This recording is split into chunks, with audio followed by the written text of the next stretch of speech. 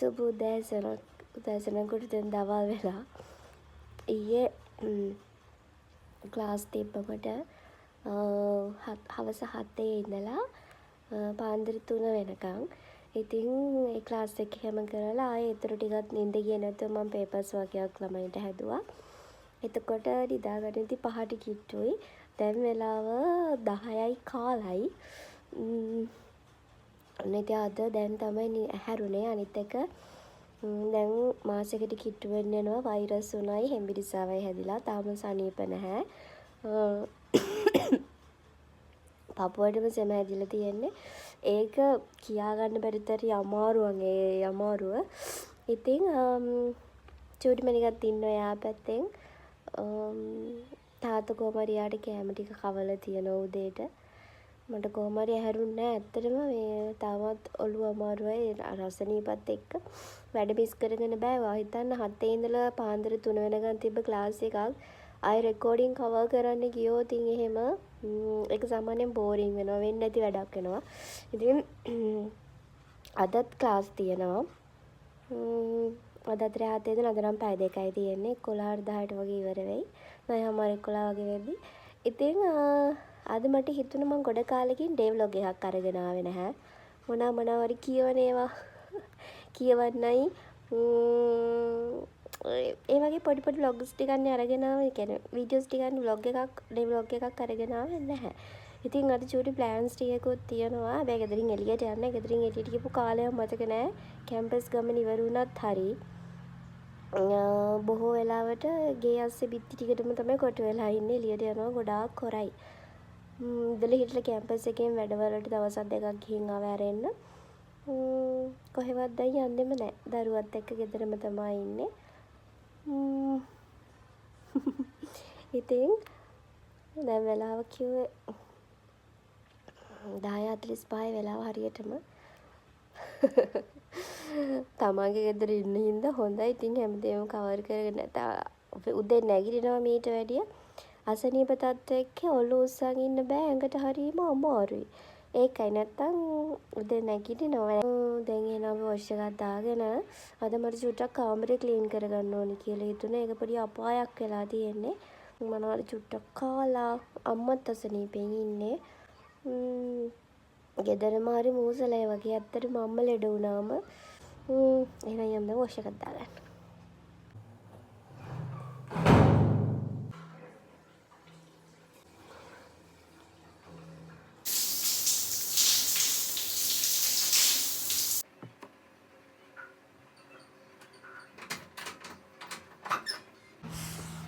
චූටි මල්ලික කාටුන් දාගෙන බලනවා. මේ බලන්න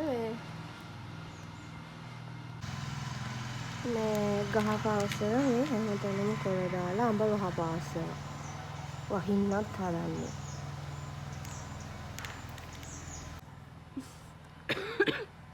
කැස්ස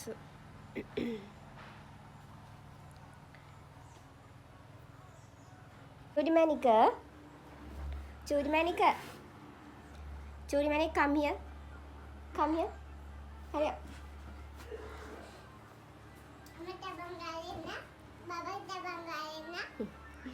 අම්ම තබන් ගාලා ආවා.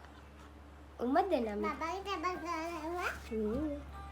අම්මට උම්මත් දෙන්නේ. උම්මත් දෙන්නේ. තව එකක්. ආදලේද?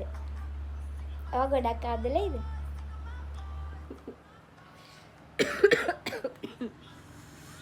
එළිය උලන් ටිකක් හදිනකොට මම අර සනීපයිනේ.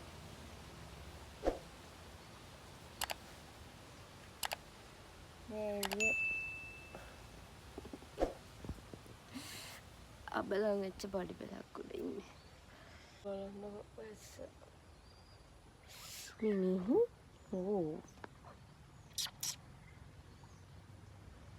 නාරයන.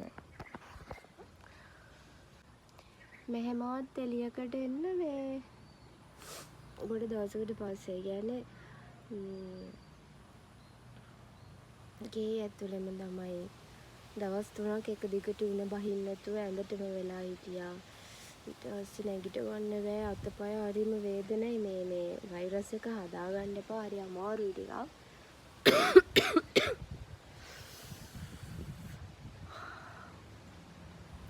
හීතල උලගක් කරනවා. හීතල. අඩියෙනෙත් නෑ. චුට්ට ඇඟට ෆිට් එකක් තියෙන හින්දා.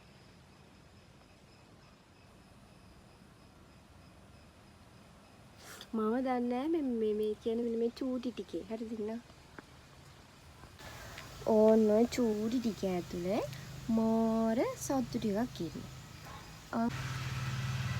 පිළිහුඩුවෙක් හිටියා, කොට්ටවුරෙක් හිටියා, සීරුවෙක් හිටියා. හරි ලස්සන සත්තු ටිකක් ඉන්නවා ඇත්තටම.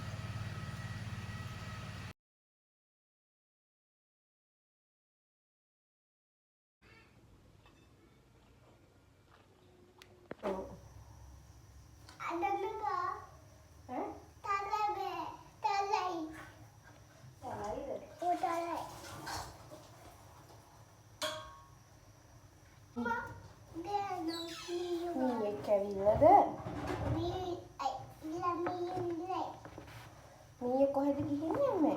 මීය ගිහින් යන්නේ? පොලේක.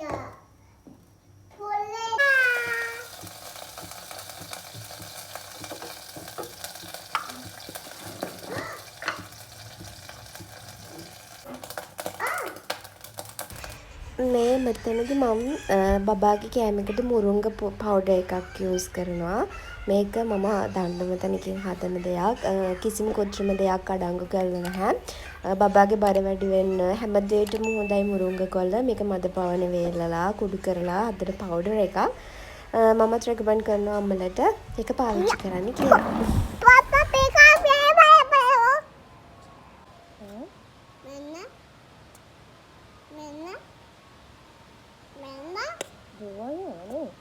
බබාට කඩේට යන්න බෑ එක්ගේට.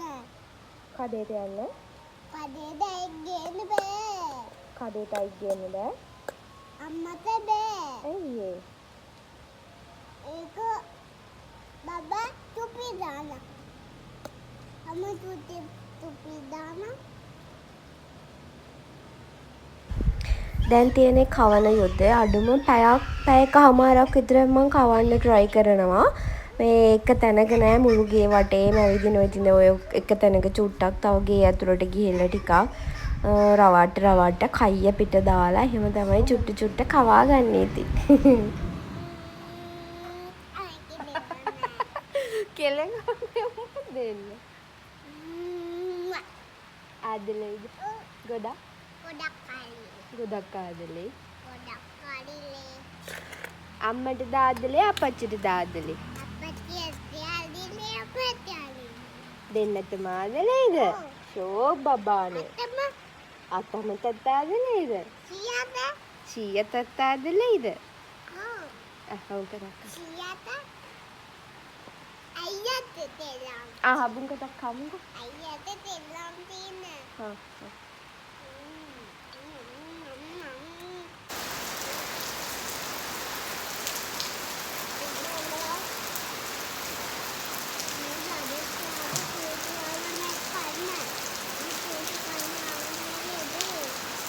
චූම්පානොත් යනවා ඒ අස්සේ ඔයියෙන් වහිනවා.